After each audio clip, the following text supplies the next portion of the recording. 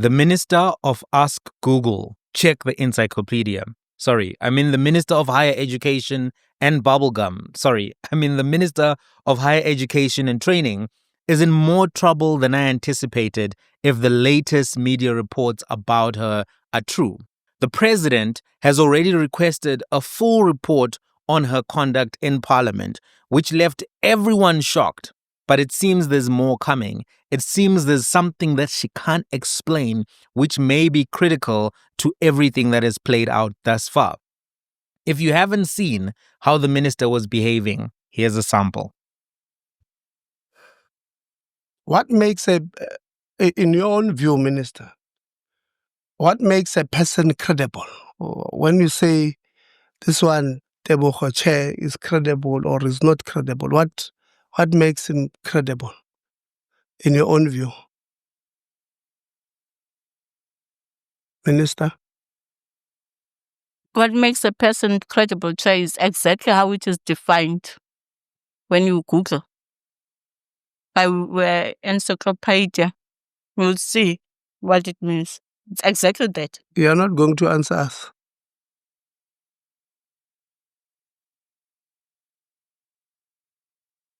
You are not going to answer us, Minister. I've responded, Chairperson. Okay, so I'll take it, the Minister, you are not going to answer us on the credibility. Jeez, what did you make of those comments? Let's talk in the comment section right now. What did you make of the chewing of gum, or is it chewing of food? What did you make of everything that you just witnessed? The attitude, the demeanor. Was she being professional? Was she being unprofessional? Do you think this conduct, in and of itself, regardless of everything else, is disqualifying? Do you think she should go back to being a normal member of parliament? Somebody else should be appointed to that role simply because of how she approached the proceedings in parliament on the day.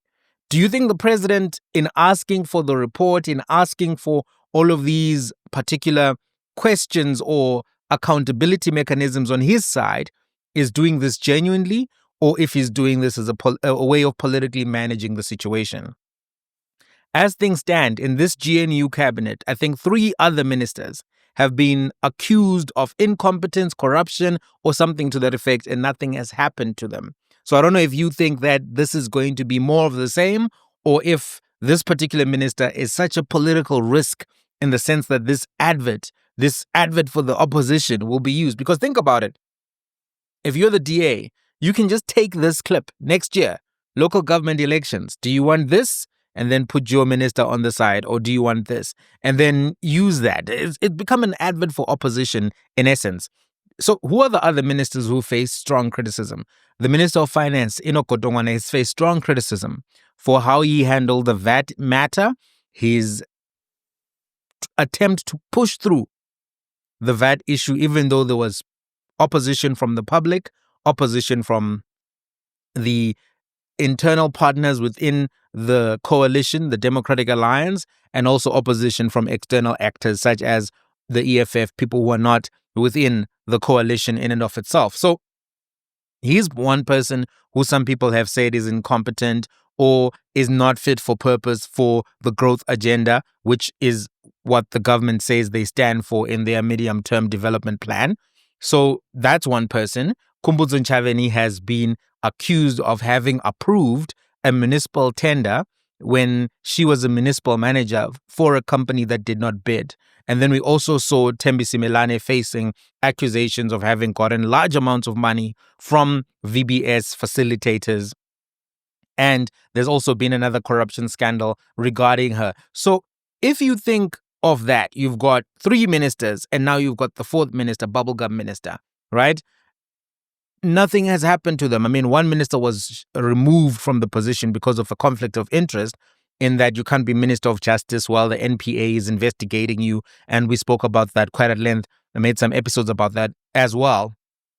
But fundamentally, no action has been taken in terms of removal from the cabinet.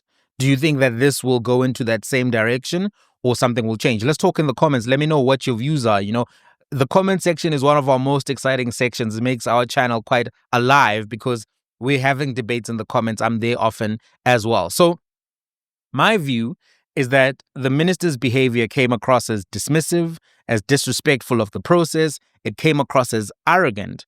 Culturally, I think we were all raised not to speak while eating. In schools, we were all told not to chew gum, right? Primary school, high school, whatever the case may be, it's viewed as something that is rude, it's viewed as something that is unprofessional. I think even on the how train, you're not allowed to chew gum, even up to this particular point in time. So chewing of gum while responding in a professional setting, something that everybody should be able to appreciate, is a decorum faux pas. Now, you know what's interesting? The MacG podcast network, I think it's Popcorn and Chill and Chat. I'm not sure what the other one is called, but they made a parody of the meeting, and I saw it on TikTok, I saw it on Twitter. It's hilarious. It's genuinely hilarious in how accurate it is, and you should check it out, look for it. But what was scary about the parody was sometimes how the actual clip I just played you was more outrageous than even how the comedians tried to treat the issue. Imagine that. Comedians are trying to show the absurdity of a moment, and in so doing, they then show you why it's funny.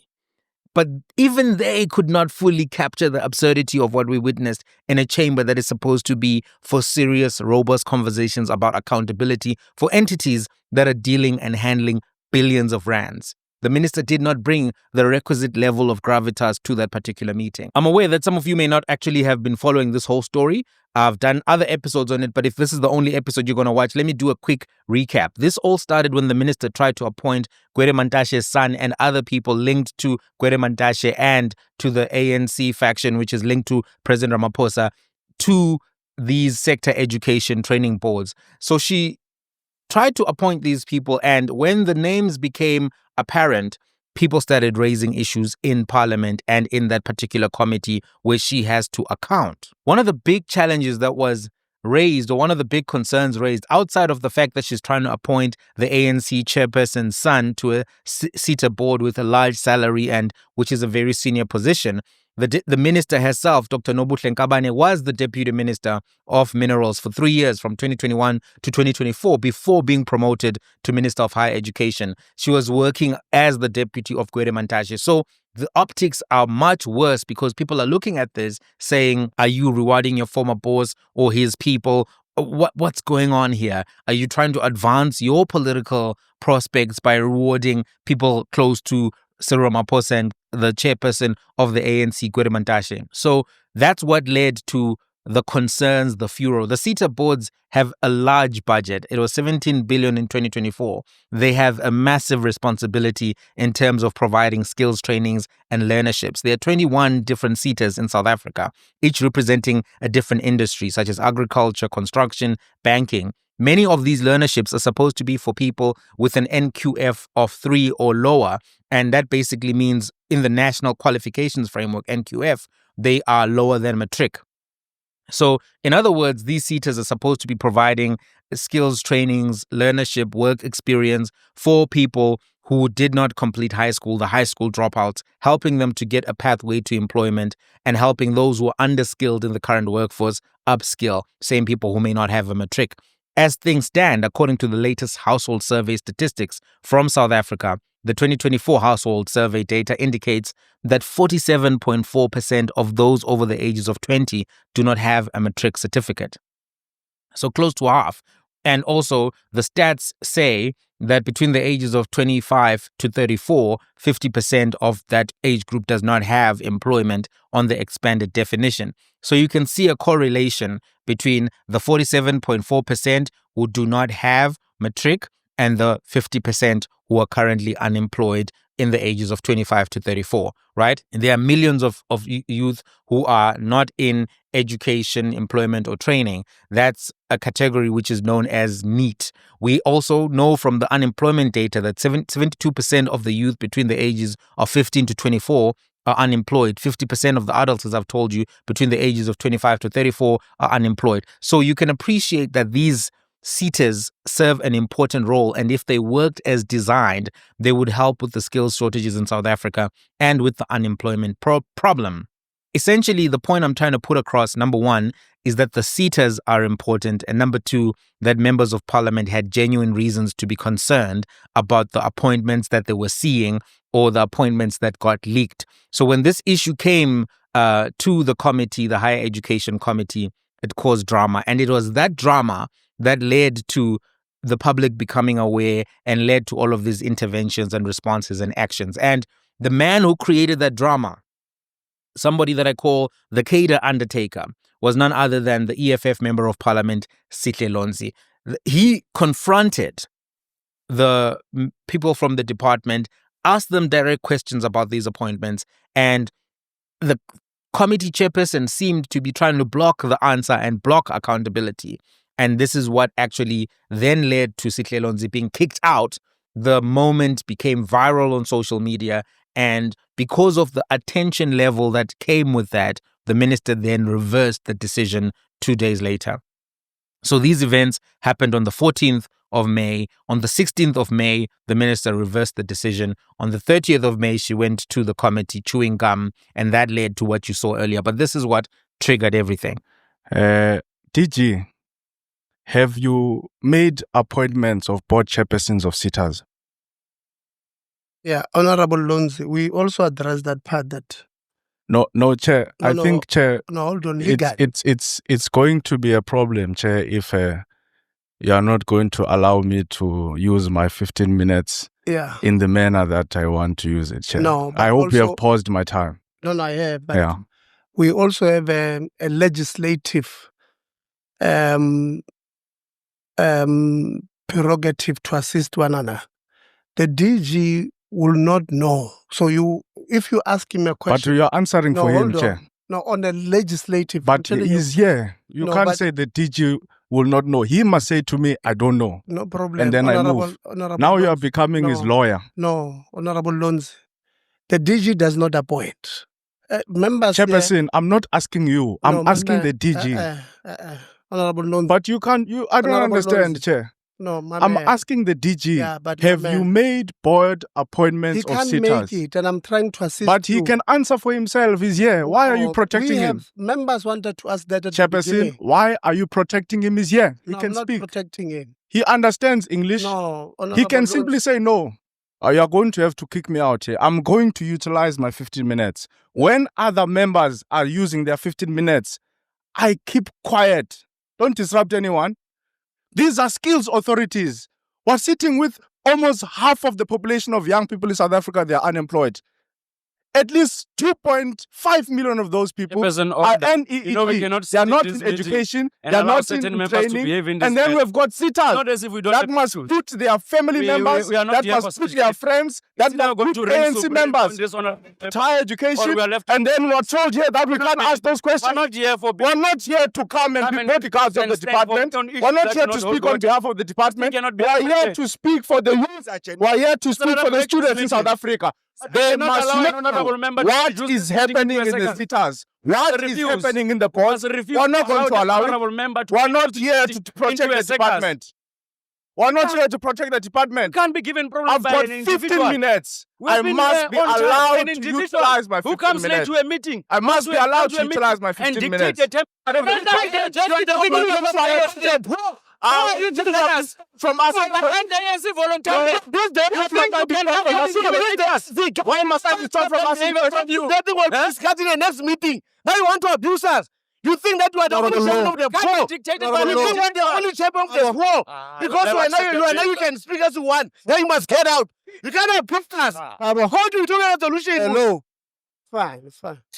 We're tired. You've been talking to us here. We've been wasting our time. In her appearance in that Higher Education Committee, the minister insisted that the election process that she chose, the selection process rather, was above board and her independent panel was competent to help her make the decisions. She refused to give names of that panel, got very defensive, very aggressive. Now, Sunday Times is giving some indications as to why it is she was responding in that very obstructive manner, because they are reporting today that the panel she kept referring to was actually and possibly not formally or fully selected and may not even exist, is what they're suggesting. So the report in the Sunday Times is saying that while the minister has claimed an independent panel produced the controversial names she put forward to head these Setas, they were being told that the process of appointing the panel was never concluded, which is to say there was no panel, right? Apparently, when the minister had a meeting with President Ramaphosa, according to the Sunday Times, he expressed his displeasure at her attitude and instructed her to produce a report on the process used to compile the list, the identities of the members of the panel, and what the panel's recommendations were. I want to pause and say, if she gives the president that list, she has to give it also to members of parliament. He cannot have oversight and transparency for himself while the members of parliament who are constitutionally mandated to actually hold it to account don't have that. But he's requested the report. We'll see if that report is produced. I'm sure members of parliament will ask to see it. They're not going to just chill and just let it sit in the president's office. So even though that request has happened, a high-level government source who was speaking to Sunday Time said that they suspect that no panel existed and that, in fact, Ngabane was trying to stonewall because of that reason. The source said she would have to come out straight and say there was no panel because she can't say to the president, I can't tell you. The source said, in other words, she has come to the end of the runway with her games. She's not forthcoming to the point of wanting to play hide and seek with Parliament. The source said that transparency is a constitutional principle which is regarded as sacrosanct. If the minister cannot find it in herself to show contrition and admit that she did something wrong, and if indeed there was a panel, and if those panelists may have done something wrong in good faith, they must come forward and say so. If they can't come forward, it therefore means that they were driven by motives that are not clean. Apparently, a senior official in the higher education department has cast doubt on the existence of the independent panel. Now, this whole process is starting again, and names are supposed to be chosen and appointed again. So there are going to be real questions that, what is the new panel? Are we repeating the same thing just with less scrutiny or less concern? Maybe she doesn't put Gwede Mantashe's son, then that makes it okay. So there are questions there. Now, if the sources that contributed to this story are correct, then the minister's days may really be numbered. In her answers to Parliament, she made it seem as if she was not obliged to share the names of the panel, that she was empowered by law to appoint those Seta board chairpersons and did not have to discuss that in detail with Parliament. Now, if she told lies, if she was mendacious, if she did not actually give Parliament the truth, then I can foresee all of those members of Parliament who are looking to make a name for themselves are going to actually be very aggressive around holding her accountable to that. And the president may not be able to protect her, even if he did want to. In addition, it's important to point out that she was misunderstanding her exercise of public power and the kind of power that she has. She was behaving as if she's in a dictatorship, In a democracy, particularly a constitutional democracy which has administrative law, you cannot exercise public power as a minister unlawfully, irrationally, against the public interest for ulterior motives. You can't do any of those things. In a dictatorship, as long as the leader loves you, you can do what you want. Look at what Elon Musk was doing when Donald Trump loved him. But as soon as that support goes, and America's theoretically not a dictatorship, but Trump is running that thing like it's his private property. So you get what I'm trying to say. So in a dictatorship, you can do whatever you want. But in a democracy, there are many different entities that can hold you accountable. And one of those entities is Parliament, members of Parliament in those committees. In fact, that's what those committees are for. So in refusing to answer that, she was being very, very, obstructionist to the work of Parliament and preventing the public from understanding. It's important to keep in mind that you can't just do that when you occupy public office. It's not your private property. And yeah, she seems to be in a lot of trouble. And I want to finish off this short update by saying we have to keep in mind that, this is about skills development. The Seta system is meant to upskill the workforce, but it's failing and it has been broadly dysfunctional. A research paper indicated that in the 5 years between 2011 and 2016, there were financial losses due to Seta trainees and learners not completing their programs that totaled 13.42 billion. which was 44% of the 30.79 billion allocated. So if these things are not managed well, that money doesn't achieve its intended purpose, and it ends up in the hands of the Hosh Karimamas, yellow bones with yellow thighs. You know, they are an incentive system for these corrupt politicians. Corrupt politicians, they are doing this to buy these fancy cars to make sure that they have the trending slay mamas of this, dispensation. So we have to be aware of that. There are millions of young people, teens and adults in South Africa who neither have employment, education, or training opportunities. Some have no matric and some have only matric. They've been failed by the education system thus far. They don't disappear, these people. They don't disappear. Young people don't just disappear just because the institutions that were supposed to train them and equip them for the workplace failed. They end up, on drugs, on nyaupe, drinking alcohol, in a life of crime and grime. And they end up causing the social problems we say we care about. So it's quite important that these boards are chaired properly and that the money goes where it's supposed to go. It's not supposed to go to Konka or Live or Taboo or whatever the clubs are called, Zanzu, whatever. It's not supposed to go there. It's supposed to go directly into the hands of these untrained and willing young people who want to make their families' lives better and who were failed originally by the education system. And we have to keep that in mind. I don't know. What do you think? Do you think that the president is going to do something? Do you think that this is going to be the end of the road? Do you think that once the new panel is chosen, that's going to be it? Let's talk in the comment section. I'll meet you there.